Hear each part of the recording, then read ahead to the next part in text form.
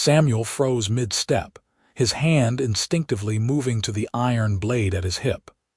An orc. Here, this far into human territory, caught in one of his traps like a common beast. She could not have been more than 18 or 19 summers old. Her build athletic, but leaner than most orc warriors he had seen during his years serving on the border patrols. Her black hair hung in a tangled braid over one shoulder, and her clothes were torn and mud-stained, as if she had been running for days. She did not growl or snarl at him the way he expected. Instead, she simply stared, her chest rising and falling rapidly with panicked breaths, and he could see her shivering despite the thick leather vest she wore. The silk trap was designed to contract around anything that touched it, growing tighter the more the victim struggled.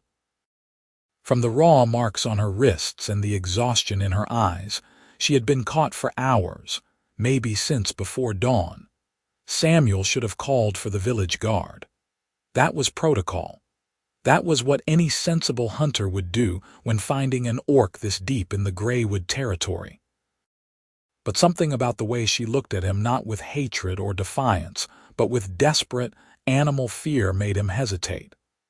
"How long have you been here?" he asked, keeping his voice low and even. She flinched at his words, then seemed to steel herself. "Since the night," she said, her accent thick but her words clear. "I did not see the trap in the dark. You are far from orc lands. I know where I am." Her jaw tightened, and despite her obvious terror, there was pride in her voice. "I did not come here to raid or steal. I was running." "From what?" She closed her eyes for a moment, and when she opened them again, Samuel saw something broken in her expression. "My clan. They would have killed me if I stayed." That gave him pause. He had heard stories of orc clans being brutal to their own kind, especially to those who showed weakness or refused to follow their violent traditions. But he had never met an orc who admitted it so plainly. Most orcs he encountered died fighting or spitting curses. This girl just looked tired and scared. He should still call the guard, should let them deal with her. But the nearest patrol was hours away, and by the time they arrived, she would likely freeze to death in the autumn chill. The silk trap prevented blood flow after enough time.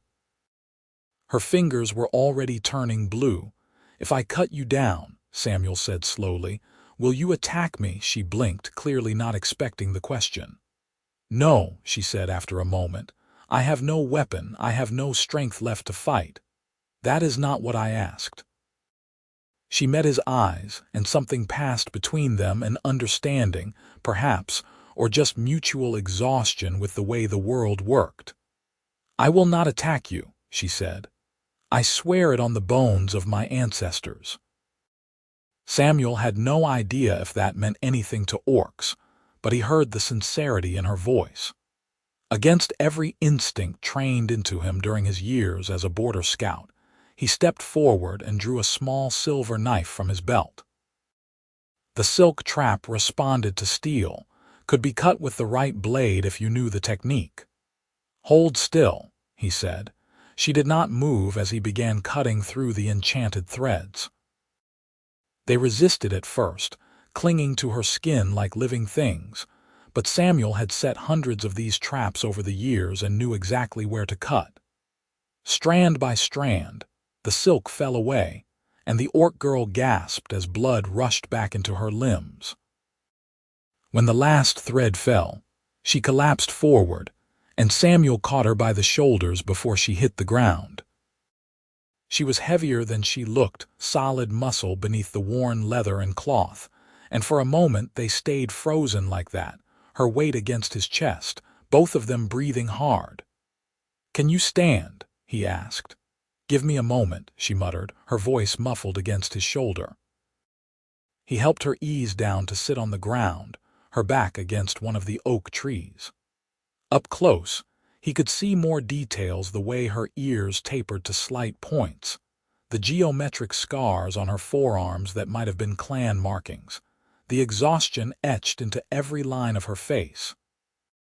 She was not beautiful by human standards, but there was something striking about her features, something fierce and raw. "What is your name?" he asked. She looked up at him warily, as if trying to decide whether to lie. "Kara," she said finally. "Kara of the Bloodfang clan. Or I was until 3 days ago. Samuel Greyson. I hunt monsters and set traps in these woods." "I noticed," she said dryly, rubbing her wrists where the silk had bitten deepest. Despite everything, Samuel felt the corner of his mouth twitch. "You are lucky it was silk and not iron. The iron traps would have taken your hands." "Lucky," she repeated as if testing the word. "Yes, very lucky." They sat in silence for a moment, the morning sun filtering through the branches overhead. Samuel knew he should make a decision soon. Let her go and pretend he never saw her, or bring her to the village and let them decide her fate. Neither option sat well with him. "You said your clan tried to kill you," he said. "Why?" Kara was quiet for so long he thought she might not answer. Then she said, "I refused a bonding.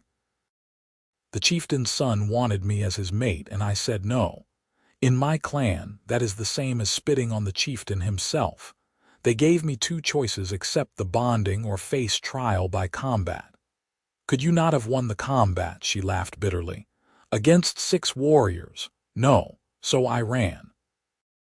She looked down at her hands. "I am a coward and an exile now, clanless. There is no lower thing an orc can be." Samuel thought about his own past, about the choices he had made that led him to live alone in these woods, setting traps and hunting creatures that most people never even saw. He had his own reasons for avoiding the village except when necessary, his own history with the border wars that he did not like to remember. "Where will you go now?" he asked. "I do not know. Deeper into human lands maybe.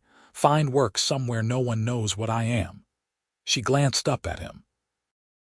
"Or you could kill me here and save everyone the trouble." "I am not going to kill you." "Why not?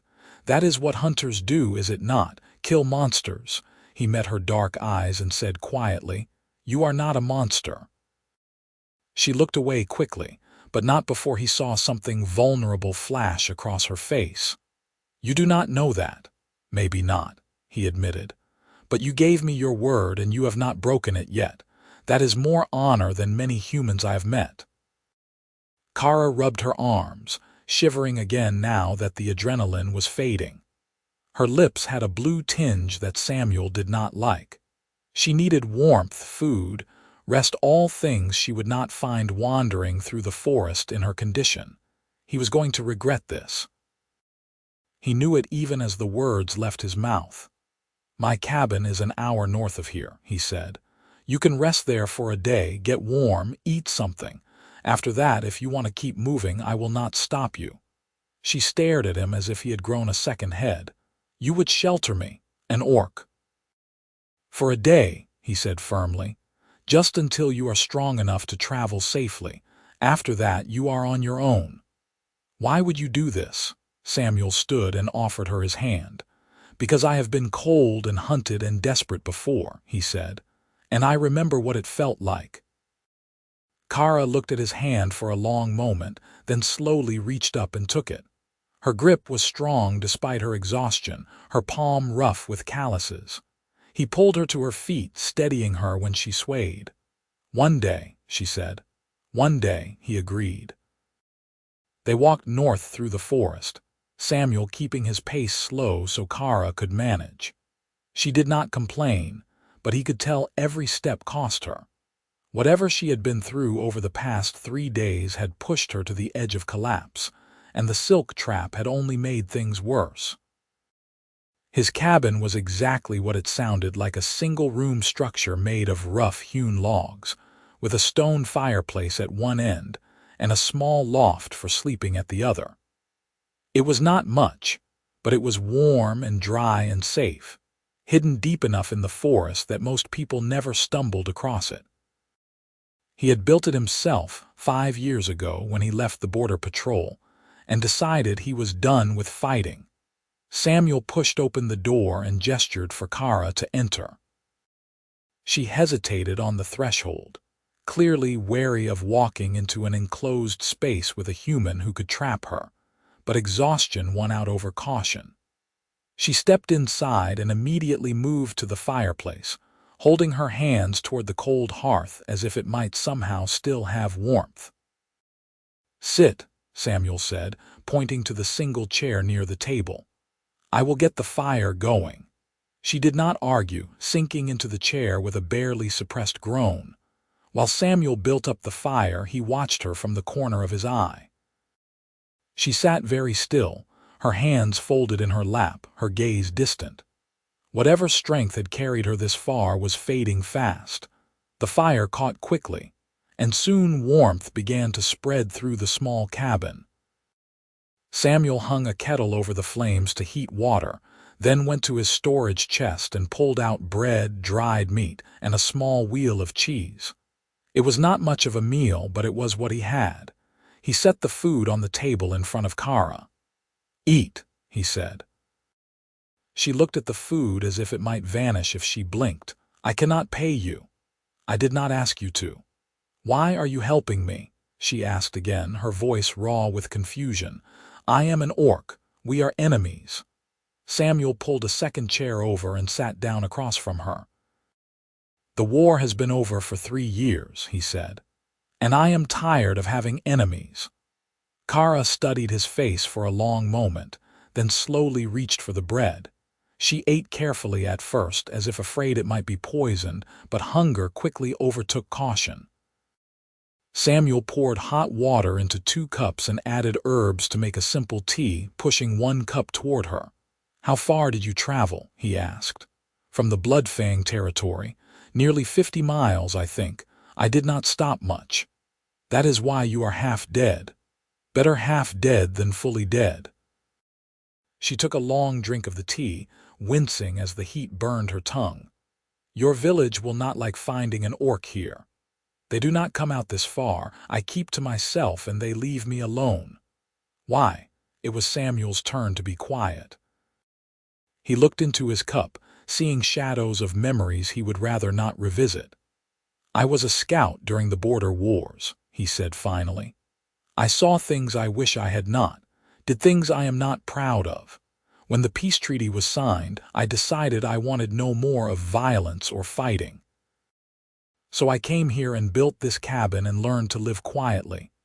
"You were a killer," Kara said, not quite a question. "Yes, but you spared me." "Yes," she shook her head slowly. "I do not understand humans." "I do not understand orcs," Samuel said with a slight smile, "so we are even." Despite everything, Kara laughed a short, surprised sound that seemed to startle her as much as it did him. "Even," she repeated. "Yes, perhaps we are." They finished the meal in comfortable silence. When Kara's eyes started to droop, Samuel stood and gestured to the loft. "You can sleep up there. The blankets are clean. Where will you sleep?" "I have work to do. I will be fine." She looked like she wanted to argue, but exhaustion won out. She climbed the ladder to the loft slowly, her movements stiff and painful, and Samuel heard her settle into the blankets with a sigh. Within minutes, her breathing had evened out into sleep. Samuel sat by the fire, staring into the flames and wondering what exactly he had gotten himself into. Sheltering an orc, even for a day, was dangerous. If anyone from the village found out, there would be questions at best, violence at worst. But when he thought about leaving her in that trap or turning her over to the guard, something in his chest tightened uncomfortably. She was just a girl who ran from a bad situation. He had done the same thing in his own way when he left the patrol. Maybe that made him a fool for helping her. Maybe it made him human. The day passed slowly. Samuel checked his other traps in the forest, reset a few that had been triggered by deer or foxes, and returned to the cabin as the sun was setting. Kara was still asleep, which did not surprise him. Her body probably needed days of rest, not just hours. He made a simple stew with the ingredients he had, and was setting bowls on the table when he heard movement from the loft. Kara appeared at the top of the ladder, her hair loose from its braid and falling around her shoulders. She looked better, color had returned to her face, and her eyes were clearer, but she still moved like someone who had been pushed far past their limits. "I made food," Samuel said. "You do not have to keep feeding me. You are in my home. It would be poor hospitality to let you starve." She climbed down and took the bowl he offered, sitting at the table again. They ate together, and Samuel found himself relaxing slightly. There was something almost normal about sharing a meal with another person, even if that person was an orc he had met less than a day ago. "Tell me about the monsters you hunt," Kara said suddenly. "What are they?" Samuel leaned back in his chair. "Different things. Bog wraiths sometimes come up from the marshlands when the moon is dark, shadow wolves that hunt in packs during winter. Once in a while, something worse, a corrupted spirit or a cursed creature that has lost its mind. The silk traps catch most of them before they reach the village. And you do this alone?" "Yes." "That seems dangerous." "It can be," he admitted. "But I know these woods better than anyone, and I know how to set traps that will hold almost anything." "Except orcs," Kara said with a faint smile. "You are the first orc I have caught," he said. "Usually your kind stay far north of here." Her smile faded. "Most do. But some of us have nowhere else to go." Samuel wanted to ask more about her clan, her life before she ran, what she planned to do now, but he could see the pain in her eyes and decided to let it be. Instead, he asked, "What skills do you have? If you are looking for work in human lands, what can you offer?" Kara considered the question. "I can hunt, track, fight, though I would rather not. I can tan leather, make basic repairs to weapons and armor.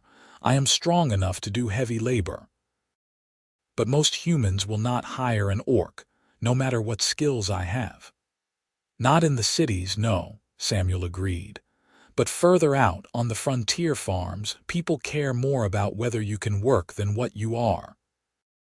If you traveled west to the settlement territories, you might find someone willing to give you a chance." "West," she repeated thoughtfully. "How far?"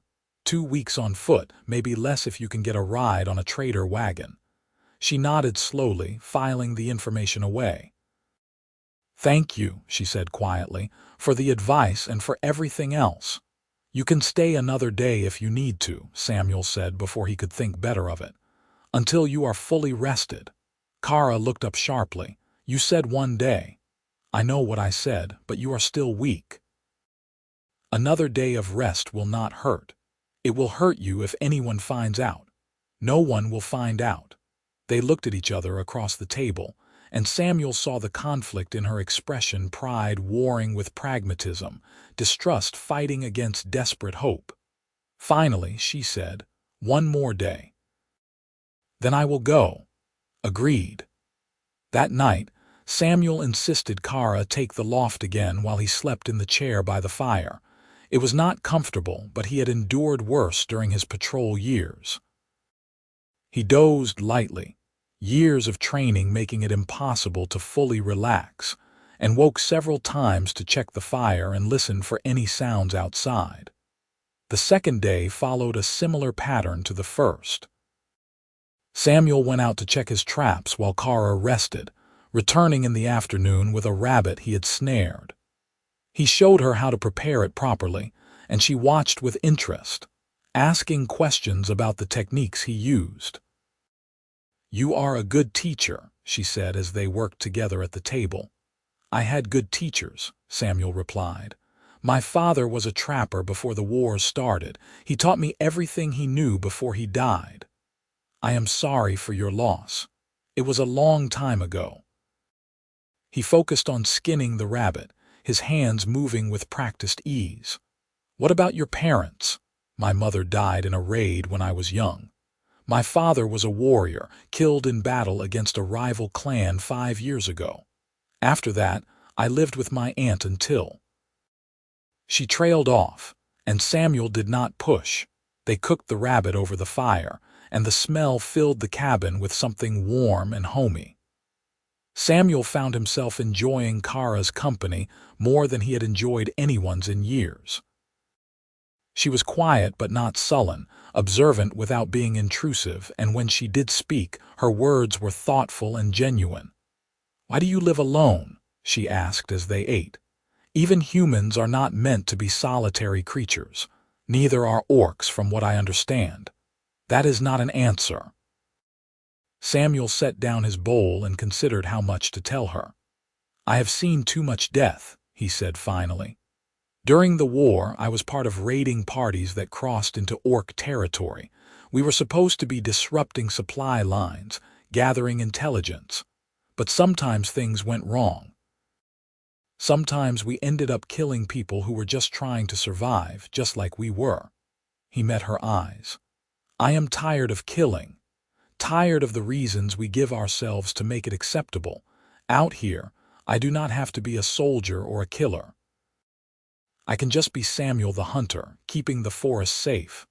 Kara was quiet for a long time. Then she said, "During our raids we were told that humans were lesser beings, weak, without honor, that taking from them was no different than taking from animals." She looked down at her hands. "I believed that for a long time. But then I saw human prisoners, saw how they cared for their wounded, how they protected each other even when it meant their own death. And I started to question what my clan taught me." "Is that why you refused the bonding?" "Part of it. But mostly it was because the chieftain's son was cruel. He enjoyed hurting things. I could not imagine binding my life to someone like that, could not imagine bearing his children and teaching them his ways." She met Samuel's eyes. "So I ran, and now I am nothing, clanless, dishonored." "You are free," Samuel said. She blinked at him. "What?" "You are free to choose your own path, to decide who you want to be instead of letting your clan decide for you. That is not nothing." Kara's expression shifted, something vulnerable and fragile appearing in her eyes. "You make it sound almost like a good thing. Maybe it is. Maybe losing something you never wanted in the first place is not really a loss at all." She smiled then, a real smile that softened her whole face and made her look young and almost hopeful. "Maybe," she said quietly. That night, as they sat by the fire after the meal was finished, Kara asked Samuel about the traps he used. He found himself explaining the different types: silk traps for fast creatures, iron traps for strong ones, rune-marked snares for things that could teleport or phase through solid objects. She listened intently, asking intelligent questions that showed she understood the underlying principles. "You could learn this," Samuel said, "if you wanted. Frontier settlements always need hunters and trappers. You think someone would teach an orc?" "I just did," he pointed out. She laughed, that same surprised sound from before, and Samuel realized he liked making her laugh. It felt like a small victory against all the darkness that had shaped both their lives. "You are strange," Kara said, but there was warmth in her voice. "I have never met a human like you." "You are not what I expected either," Samuel admitted. "I was taught that orcs were bloodthirsty savages who lived only to raid and destroy. But you are just a person trying to survive, same as anyone." "Do not let my clan hear you say that. They work very hard to maintain their savage reputation." They both smiled at that, and the tension that had been present since Kara's arrival seemed to ease a little more. Samuel felt something shifting inside him, some locked door beginning to open. He had been alone for so long that he forgot what it was like to connect with another person, to share space and conversation and small moments of understanding. It was dangerous to feel this way. Kara was leaving tomorrow. She had to leave for both their sakes. But tonight, sitting by the fire with her, he allowed himself to simply enjoy her company without worrying about what came next. "Tell me about the settlement territories," Kara said. "What are they like?" Samuel spent the next hour describing the frontier towns. He knew of places where people went to start over, where your past mattered less than your willingness to work hard and contribute to the community. He told her about the farms that were always looking for labor, the trading posts that needed guards, the small villages that could use skilled hunters. "It sounds almost like a dream," Kara said softly. "It is hard living," Samuel warned. "The frontier is dangerous and you will have to prove yourself every day.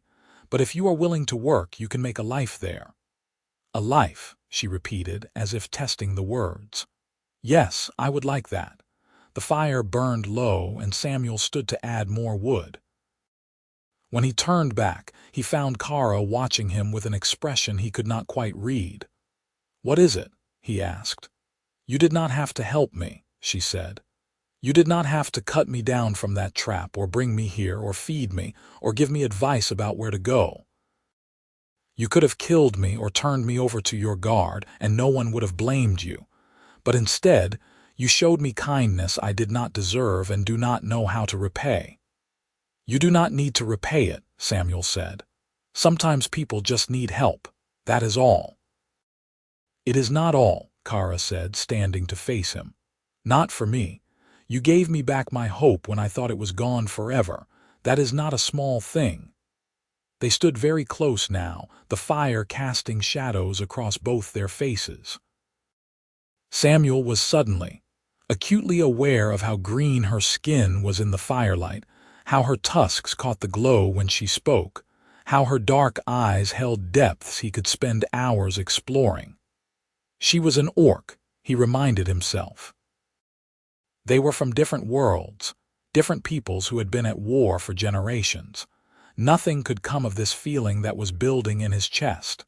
But then Kara reached out and touched his hand, just briefly, her fingers warm against his. "Thank you," she whispered. "You are welcome," Samuel managed to say.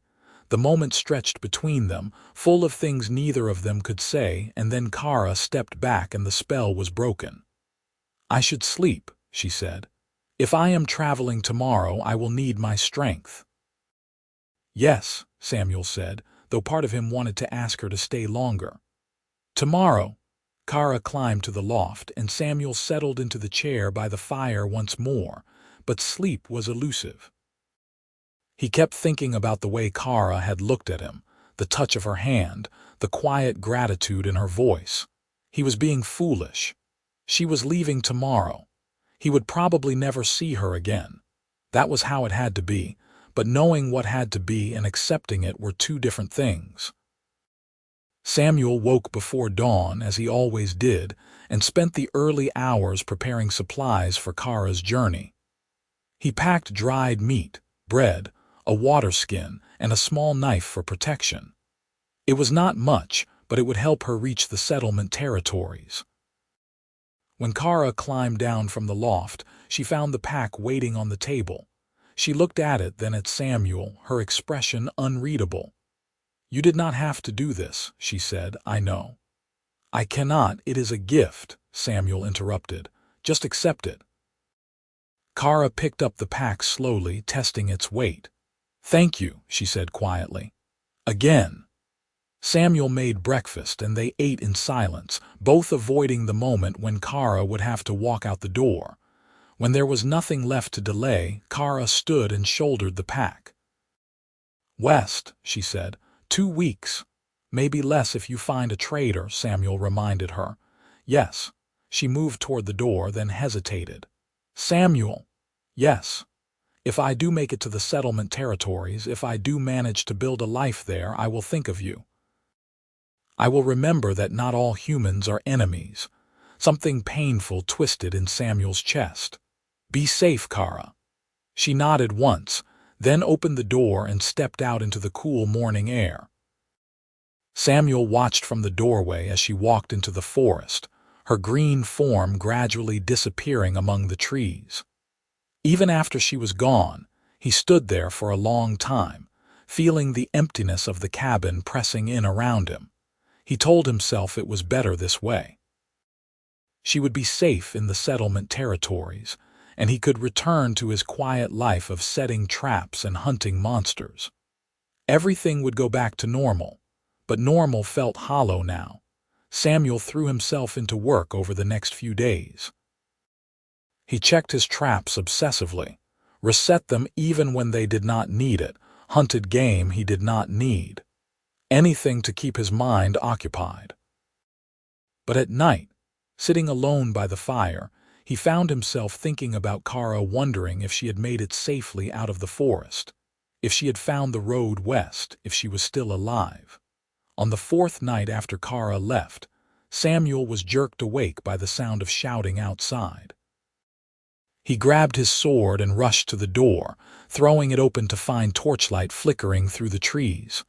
A group of men was approaching, and from their armor and weapons, Samuel recognized them as village guard.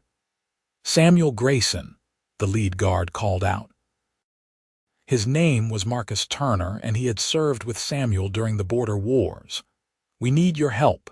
Samuel stepped outside, sword still in hand. "What is it?" "Orcs," Marcus said grimly. "A hunting party was spotted 3 miles south of here, moving toward the village. At least 8 of them, maybe more. The captain wants every able fighter ready to defend the walls." Samuel's blood ran cold. "Orcs, are you certain?" One of the farmers saw them clear as day, said they were tracking something. Tracking. Samuel's mind immediately went to Kara. If her clan had sent warriors after her, they might have followed her trail into human territory, and if they found evidence that a human had helped her. "How long ago was this?" Samuel asked. "Few hours. We have been gathering fighters ever since. Will you come?" Samuel should say yes. Should grab his gear and go defend his people. But something about this felt wrong. If the orc hunting party was that close to his cabin 4 days ago, why had they not found him already? Unless they were not here for Kara at all. "Let me get my gear," Samuel said. He went inside and quickly gathered his weapons and armor, leather reinforced with steel plates, the standard gear for border scouts. He had not worn it in 3 years, and it felt strange settling the familiar weight onto his shoulders again. When he emerged, the guards were waiting. They moved through the forest quickly, Marcus explaining the situation as they went. The orcs had been spotted near one of the outer farms, and the family had fled to the village with reports of savage creatures carrying crude weapons. The description matched typical orc raiding parties, but something still felt off to Samuel. "Did anyone try to communicate with them?" he asked. Marcus gave him an odd look. "Communicate? They are orcs, Samuel. You do not communicate with mad dogs." "The war is over, Marcus. We have a peace treaty." "Treaties do not mean much when there are orcs at your door with weapons." Samuel fell silent, his mind racing. If this was Kara's clan hunting her, confronting them directly would only make things worse.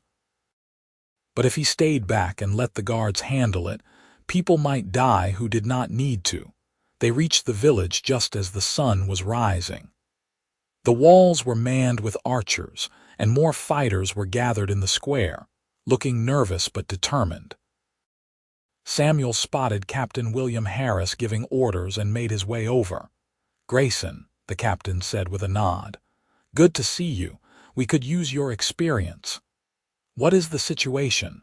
8 orcs, armed and moving through the farmlands. "We do not know what they want, but we are not taking chances. I want you on the south wall with the archers. If they come within range, we take them down." "Have they attacked anyone?" Samuel asked.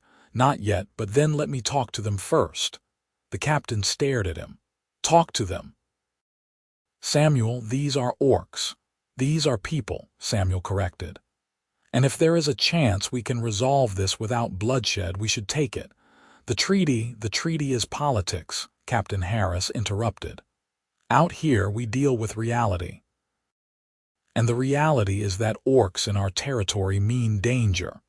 "Let me try," Samuel pressed. "If it does not work, you can still shoot them, but give me a chance to find out what they want." The captain looked like he wanted to argue, but finally nodded. "You have 10 minutes. After that, we do things my way." Samuel climbed to the south wall and looked out across the farmlands. In the distance, he could see figures moving 8 orcs, just as reported, making their way through a fallow field. They were not trying to hide or move stealthily. In fact, they seemed to be quite deliberately making themselves visible. "Get me a white flag," Samuel said to one of the archers. The archer looked confused but complied, handing over a piece of white cloth tied to a stick. Samuel climbed down from the wall and walked out toward the orcs, holding the flag high. Behind him, he could hear the guards shouting protests, but he kept walking. The orcs stopped when they saw him approaching. Samuel held the flag steady and called out in the orcish language, using the basic phrases he had learned during the war. "I come to talk. No weapons raised." The orcs conferred among themselves. Then one of them, a massive male with elaborate scars and a thick beard, stepped forward. "You speak our tongue," he said in heavily accented human common. "Enough to communicate," Samuel replied, switching back to common. "What do you want here?" "We seek a member of our clan," the orc said. "A young female. She fled from her home 4 days ago. We tracked her to these lands." Samuel's heart sank. "Why do you seek her? She is a criminal. She violated sacred law and must face justice." "What law did she break?" The orc's expression hardened. "That is clan business. You are human. It does not concern you." "If you want to hunt someone in our territory, it concerns me very much," Samuel said carefully. "The war is over. We have a treaty. You cannot just come here and take people." "She is not people. She is orc, and she is ours." "She is a person who made a choice," Samuel said, his voice firm. "And if she does not want to go back with you, that is her right." The orc leader studied Samuel with sharp eyes. "You have seen her," he said slowly. "You know where she went." Samuel kept his expression neutral. "Even if I had, I would not tell you. She came to human land seeking refuge." "She deserves to be free." "Free?" The orc laughed harshly. "She is clanless, dishonored. There is no freedom in that, only shame and death. Better shame than slavery to a male she does not want." That struck a nerve. The orc leader's hand moved to his weapon and the other orcs tensed. "You know nothing of our ways, human. She was offered a great honor. She was offered a prison," Samuel interrupted. "And when she refused, you tried to kill her. I call that cowardice, not honor." The orc leader snarled, showing his tusks. "Careful, human. You may speak our language, but you do not speak for our people. And you do not speak for her." They stood facing each other, tension crackling in the air. Behind Samuel, he could hear the guards readying their weapons. This was about to go very badly if he could not find a way to defuse it. "Listen," Samuel said, gentler now. "I understand you have your customs, your laws, but she has made her choice. She is gone, and you will not find her. Even if you search every village and farm in human territory, she is too far ahead of you now. Let her go. Return to your clan and tell them she died in the wilderness. That way you keep your honor and she keeps her life." The orc leader was quiet for a long moment. Then he said, "You helped her. You gave her supplies, direction. That is why you defend her so strongly." Samuel saw no point in denying it. "Yes, I helped her because she needed help and because it was the right thing to do. You are a fool, maybe, but I am a fool who will not let you pass." The orc looked past Samuel to the village walls, to the dozens of archers with arrows trained on his group. Then he looked back at Samuel with something that might have been grudging respect. "You have courage, human. Foolish courage, but courage nonetheless." He turned to his group and spoke in rapid orcish. They argued briefly, but finally began backing away. The leader looked at Samuel one more time.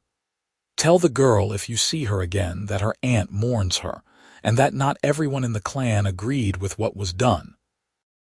Then they turned and walked back toward the forest, disappearing into the trees. Samuel stood holding the white flag until they were completely gone, then let out a breath he had not realized he was holding. When he turned back to the village, he found Captain Harris and half the guard standing outside the walls, staring at him in disbelief. "What in the gods' names was that?" Marcus asked. "Diplomacy," Samuel said, handing back the flag. Captain Harris shook his head slowly. "You just talked down a orc war party with nothing but words." "They were not a war party. They were hunters looking for someone who did not want to be found." Samuel met the captain's eyes. "And now they are leaving. No blood shed. Is that not a better outcome?" "It is certainly an unexpected one," the captain admitted. He clapped Samuel on the shoulder. "You have more guts than sense, Greyson, but I will admit it worked. Come on, let us get you a drink. You look like you need one."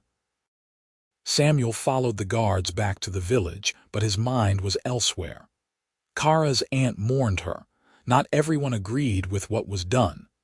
That meant there were still people in her clan who cared about her, even if they could not help her. He wondered if Kara knew that, or if she thought everyone she had ever known hated her now. He stayed in the village for a few hours, accepting drinks and praise from people who normally ignored him. They wanted to hear about the confrontation, about what the orcs said, about how he had learned their language. Samuel answered as briefly as possible, uncomfortable with the attention. When he finally managed to extract himself and return to the cabin, the sun was setting. He opened the door and stopped cold. Kara was sitting at his table. "You came back," Samuel said stupidly. She looked up at him, and he could see she had been crying. Her eyes were red, her face blotchy. "I got half a day west," she said quietly. "And then I realized I could not do it. I could not just leave and never know if you were all right. The hunting party, I know. I saw them from a distance. When I realized they were heading toward your cabin, I doubled back." She stood, her hands clenched at her sides. "I was hiding in the forest when the guards came for you. I followed all the way to the village and watched from the trees while you talked to my clan." "Kara, you could have died," she said, her voice breaking. "You could have told them where I went, saved yourself, but instead you lied for me. You stood up to 8 warriors with nothing but a white flag and your words. You are either the bravest person I have ever met or the most foolish." "Probably both," Samuel admitted. He crossed the room to stand in front of her. "Your aunt mourns you. They told me to tell you that." Fresh tears spilled down Kara's green cheeks. "My aunt raised me after my mother died. She tried to argue against the chieftain's decision, but she has no power in the clan. I never got to say goodbye to her." "I am sorry." Kara wiped her eyes roughly. "Why did you do it? Why did you risk everything for an orc you barely know?" Samuel thought about his answer carefully, because he knew it mattered. "Because I have spent 3 years trying to atone for the things I did during the war," he said. "Trying to find a way to live with myself. And when I found you in that trap, I saw a chance to do something good, something that mattered. I could not just walk away." "It was more than that," Kara said softly. "I saw the way you looked at me, the way you talked to me, like I was a person who mattered. You do matter. Not to anyone else, not anymore." She took a shaky breath. "I do not want to go west, Samuel. I do not want to live among strangers who will barely tolerate me because I can work. I want—" She trailed off as if afraid to finish the sentence. "What do you want?" Samuel asked gently. "I want to stay here," Kara whispered. "With you, if you will have me." Samuel's heart was pounding. He knew this was dangerous, knew it went against everything he had been taught about orcs and humans and the proper order of things. But when he looked at Kara, at her tear-stained face and hopeful eyes, and the way she held herself as if braced for rejection, he knew there was only one answer he could give. "Stay," he said. Kara let out a sound halfway between a laugh and a sob, and then she was in his arms, holding onto him like he was the only solid thing in a tilting world. Samuel wrapped his arms around her, feeling the solidity of her body against his, the way she fit perfectly against his chest despite their differences. "Are you certain?" Kara asked, her voice muffled against his shoulder. "People will find out eventually. There will be consequences." "Let there be consequences," Samuel said. "I am tired of living by other people's rules, tired of being alone. If you want to stay, then stay. We will figure out the rest as we go." She pulled back enough to look up at him, and Samuel saw something shift in her expression, something warm and bright and full of possibility. "I want to stay," she said. "I want to help with your work, learn your traps, build a life here with you. It will not be easy. I do not need easy. I just need real." Samuel smiled at that, feeling lighter than he had in years. "Real I can do." They stood together in the cabin as the last light faded outside, holding each other and letting themselves believe that maybe, just maybe, two broken people from opposite sides of an old war could build something new together. Over the following weeks, they fell into a routine. Samuel taught Kara everything he knew about trapping and hunting, and she learned quickly, her natural skills honing under his instruction. She was a better tracker than he was, able to spot signs in the forest that he would have missed. In return, she taught him more of the orc language, showed him techniques for tanning leather that her clan had perfected over generations. They worked side by side during the days and sat by the fire at night, talking about everything and nothing. Samuel told her stories about his childhood, about his father the trapper and his mother who had died of fever when he was young. Kara spoke of her life in the Bloodfang clan, the good memories mixed with the bad, the traditions she missed, and the ones she was grateful to leave behind. Slowly, carefully, they built trust, and from that trust grew something deeper. Samuel was not sure when exactly he fell in love with Kara. Maybe it was the morning he woke to find her already up and checking the traps, moving through the forest like she had been born to it. Maybe it was the night she laughed so hard at one of his stories that she nearly fell out of her chair. Maybe it was the quiet moment when she touched his face gently and thanked him again for saving her, not just from the trap, but from the life she did not want. Or maybe it was all of those moments and 100 others, small and large, that added up to the simple truth. He loved her. He did not say it at first, afraid of pushing too hard too fast. But the feeling grew until it was impossible to ignore, filling every corner of his heart until he thought he might burst from it.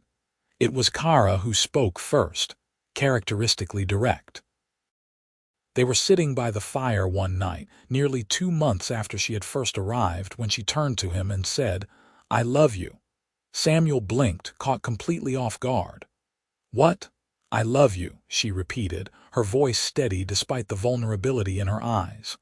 "I did not mean to. I tried not to, but I do, and I thought you should know." "Kara, you do not have to say it back," she said quickly. "I just needed to tell you. Because every day I spend here with you, I feel like I am becoming who I was meant to be. You gave me that, and I love you for it."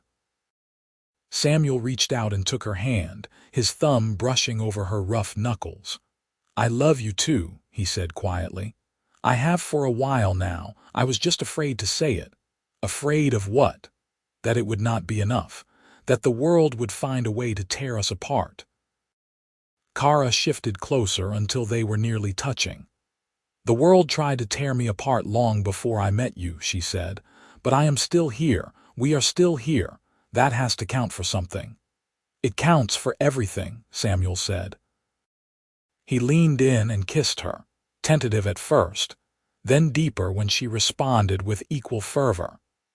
Her lips were warm, her tusks smooth against his mouth, and kissing her felt like coming home to a place he had never known existed. When they finally broke apart, both breathing hard, Kara rested her forehead against his. "Stay with me," she whispered. "Not just tonight, but always. Build a life with me here in these woods where no one can tell us who we should be." "Always," Samuel promised. They spent that night together, learning each other's bodies with the same careful attention they had given to learning each other's minds. There was tenderness in it, and passion, and the bone-deep rightness of two people who had found their place in the world at last. The next morning, Samuel woke with Kara curled against his side, her green skin stark against the white sheets, and felt a contentment so profound it was almost frightening. He had spent so long keeping everyone at a distance, convinced he did not deserve happiness after the things he had done. But Kara had slipped past his defenses, and now he could not imagine his life without her. They spent the autumn working together, preparing for winter. Samuel showed Kara how to preserve meat and vegetables, how to stock the cabin with enough supplies to last through the snow. She proved to be a quick learner and a tireless worker, and by the time the first frost came, they were well prepared. Winter was hard, but they weathered it together. On the coldest nights, they huddled by the fire and told stories, played simple games with carved wooden pieces, made love slowly and savored every touch. The world outside might have been frozen and harsh, but inside the cabin, there was warmth and laughter and love. It was late winter when the first trouble came. A trader passing through the area stopped at the cabin to rest, and Samuel made the mistake of letting him inside. The man took one look at Kara and his eyes went wide. "That is an orc," he said, stating the obvious. "She is my partner," Samuel replied firmly, "and a guest in this home." The trader left quickly after that, barely touching the food Samuel offered. Samuel knew it was only a matter of time before word spread to the village. He was right. 3 days later, Captain Harris appeared at the cabin with 2 guards. They did not look hostile, but they were clearly there on official business. "Samuel," the captain said carefully, "there are rumors going around about you and an orc." "Her name is Kara," Samuel said, not moving from the doorway, "and she lives here with me." Behind him, Kara appeared, her chin lifted defiantly. The captain looked between them, his expression unreadable. "You understand this is highly irregular," he said. "I understand that we are not breaking any laws," Samuel replied. "We are 2 adults living peacefully in the forest. What business is that of yours? It becomes my business when people in the village start demanding action. There are those who remember the war, Samuel, who lost family to orc raids. They are not going to accept this easily." "Then they do not have to accept it," Kara said, her voice sharp. "We are not asking for permission to exist." Captain Harris sighed. "Look, I am not here to make trouble. Personally, I do not care what you do or who you do it with. But I need to know this is not going to become a problem, that there will not be more orcs showing up or raids or—" "There will not be," Samuel interrupted. "Kara is alone. Her clan cast her out and she has no intention of returning. We just want to live quietly and be left alone." The captain studied them both for a long moment. Finally, he nodded. "All right. I will tell the village council that I investigated and found no threat. But Samuel, you need to understand that some people are not going to let this go. There may be trouble down the road." "We will deal with it if it comes," Samuel said. After the captain left, Samuel and Kara sat together in heavy silence. The world they had tried to keep at bay was creeping back in, bringing judgment and old hatreds with it. "Maybe I should leave," Kara said quietly. "Go west like I originally planned. It would be easier for you." "No," Samuel said immediately. "You are not leaving. We are not letting them drive us apart. Samuel, I mean it." He took her hands in his. "I love you. That is not going to change because some people are afraid of what they do not understand. We will figure this out together." Kara searched his face, then nodded slowly. "Together," she agreed. Spring came, and with it, more challenges. A few villagers tried to make trouble, leaving warnings at the edge of the forest, spreading rumors about savage orcs and the fools who harbored them. Samuel and Kara ignored most of it, but the hostility was wearing. Then Marcus came to visit, alone and unarmed. Samuel was immediately wary, but Marcus held up his hands peacefully. "I am not here to cause problems," he said. "I just wanted to talk." They sat outside the cabin, and Marcus looked at Kara with curiosity rather than fear. "You are the one from the trap," he said. "The one Samuel defended." "Yes," Kara replied cautiously. "And you have been living here since autumn." "Yes," Marcus nodded slowly. "And in all that time there have been no raids, no attacks, no trouble at all. In fact, Samuel tells me you have been helping with the trap lines, and that the woods have been safer than ever this winter." "That is true," Samuel confirmed. "Kara has better instincts for this work than anyone I have known. She can track creatures I would never even spot. Interesting." Marcus leaned back, thinking. The village could use someone with those skills. We have had problems with shadow wolves getting into the sheep pens. If you two were willing to help deal with that, it might go a long way toward changing some minds about you. Samuel and Kara exchanged glances. It was an olive branch, a chance to prove themselves to the community. But it was also a risk putting themselves in front of people who already distrusted them. "We will do it," Kara said before Samuel could speak. "If it means peace, we will help." They spent the next week tracking the shadow wolves that had been plaguing the village flocks. The creatures were cunning and vicious, but Kara's tracking skills and Samuel's trap knowledge proved to be a perfect combination. They caught 3 wolves in carefully placed snares and drove the rest of the pack deeper into the forest. When they returned to the village to report their success, Samuel was surprised to find a small crowd gathered. The farmers whose sheep had been saved thanked them profusely, pressing food and small gifts into their hands. Even some of the more hostile villagers seemed grudgingly impressed. It was not a complete victory. There were still those who glared at Kara or made warding signs as she passed, but it was a start. Over the following months, Samuel and Kara became fixtures of the community in a way Samuel never expected. They helped with monster problems, shared their knowledge of the forest, and slowly, gradually, people began to see Kara not as an orc but as a person. A person who worked hard, kept her word, and loved Samuel in a way that even the most cynical could not entirely dismiss. By the time summer arrived, they were being invited to village gatherings, at least by some people. It was strange and sometimes uncomfortable, but it was also hopeful. The world was changing, one small step at a time. One warm evening in early summer, Samuel took Kara on a walk through the forest to a place he had discovered years ago, a clearing where wildflowers bloomed in riots of color, and a small stream bubbled over smooth stones. It was beautiful and peaceful, and as they stood together in the fading light, Samuel knew this was the right moment. "Kara," he said, turning to face her, "there is something I want to ask you." She looked at him curiously, then her eyes widened as he pulled a small object from his pocket. It was a ring he had made himself over the past weeks, carved from a piece of dark wood and inlaid with a green stone he had found in the stream, the exact shade of her skin. "In human custom," Samuel said, his voice suddenly unsteady, "when someone wants to bond their life to another person, they offer a ring, a symbol of their promise to stay together." He held out the ring. "I know we are already together, and I know we do not need human customs to make that real.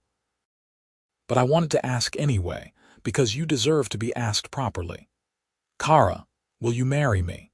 Will you let me promise before any gods who are listening that I will love you and stand with you for the rest of my life?" Kara stared at the ring, then at Samuel, and tears began rolling down her cheeks. "Yes," she whispered. "Yes, you ridiculous, wonderful man. Yes." Samuel slid the ring onto her finger and she laughed through her tears, holding it up to catch the light. Then she threw her arms around him, and they held each other in the clearing as the sun set and the stars began to appear overhead. They were married 2 weeks later in a simple ceremony at the cabin. Marcus stood as witness, along with a handful of villagers who had become genuine friends. It was not a legal marriage. No official would recognize a union between human and orc, but it was real to them, and that was all that mattered. Captain Harris even showed up, bringing a bottle of fine whiskey as a gift. "You are both completely insane," he said gruffly. "But I suppose the world needs a little insanity to keep things interesting." The celebration was small but joyful. They ate and drank and danced awkwardly to the music Marcus played on a battered fiddle. When night fell and everyone finally left, Samuel and Kara stood together outside the cabin, looking up at the stars. "We did it," Kara said softly. "We actually made a life together." "We did," Samuel agreed. He pulled her close, resting his chin on top of her head. "I know it was not easy. And I know there will be more challenges ahead, but I would not trade this for anything." "Neither would I." Kara turned in his arms to face him. "You saved me from that trap, but you did more than that. You saved me from a life I did not want. You showed me that there was another way to live, another way to be. You gave me hope and love and a home. How could I ever regret that?" "You gave me the same things," Samuel said. "I was just existing before you came, going through the motions. You reminded me what it was like to really live." They kissed under the stars, and when they finally went inside, it was to the cabin they had built together, not just the physical structure of wood and stone, but the home they had made through shared work and laughter and love. As summer deepened into autumn again, they continued their work in the forest, trapping and hunting and keeping the woods safe. Word of their success spread, and other villages began asking for their help with monster problems. They traveled together, always as a team, and everywhere they went, people saw an orc and a human working in perfect harmony. It did not change the world. There were still those who hated and feared and refused to see past old prejudices. But it changed a few minds, opened a few hearts, and that was enough. 1 year became 2, then 3. The cabin grew as they added rooms, a larger sleeping loft, a storage cellar, a workshop where they could craft their traps and tools. The forest around them became as familiar as their own hands, every tree and stream and hidden hollow a part of their shared knowledge. They talked sometimes about having children, though they knew it was impossible between human and orc. Instead, they took in a young human boy whose parents had died of plague, giving him a home and teaching him their skills. He was wary of Kara at first, but her patience and kindness won him over quickly, and soon he was calling her mother in all but name. They named him Thomas, and he grew strong and capable under their care, learning to move through the forest like a shadow and set traps that could hold anything short of a dragon. When he was old enough, he chose to stay with them rather than return to the village, and the cabin rang with the sound of 3 voices instead of 2. Years passed. The border tensions eased further as trade routes opened between human and orc territories. The peace treaty that had seemed so fragile grew stronger with time and use. People began to travel more freely, and it was no longer unheard of to see humans and orcs working together, though mixed couples like Samuel and Kara remained rare. They became something of a legend in the region, the hunter and the orc girl who had found love in the wilderness. Young people would sometimes make the trek to their cabin, seeking advice or simply wanting to hear their story. Samuel and Kara welcomed them all, sharing meals and wisdom and the simple truth that love could bridge even the deepest divides if you let it. On their 10th anniversary, they returned to the clearing where Samuel had proposed. They were older now, with gray threading through Samuel's hair and new scars marking both their bodies from a decade of hard work and dangerous encounters. But when they looked at each other, they saw the same people who had met in a silk trap all those years ago, two lost souls who had found their way home. "You ever regret it?" Samuel asked as they sat by the stream, their fingers intertwined. "Giving up your chance at a clan, a traditional life?" Kara laughed. "Not even for a moment. I got something better than tradition. I got choice, freedom, love." She squeezed his hand. "I got you. I got you too," Samuel said softly. "Best thing I ever caught in a trap." She swatted his shoulder playfully, but she was smiling. They stayed in the clearing until the sun set, talking and laughing and remembering all the moments that had brought them to this place. When they finally walked back to the cabin through the darkening forest, it was hand in hand. Their paths joined so completely that neither could remember what it was like to walk alone. The cabin glowed with firelight as they approached, Thomas visible through the window as he prepared the evening meal.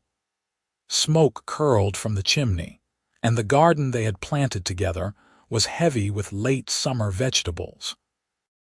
It was home in every sense of the word, built not from wood and stone but from love and trust and the daily choice to stay together no matter what the world threw at them.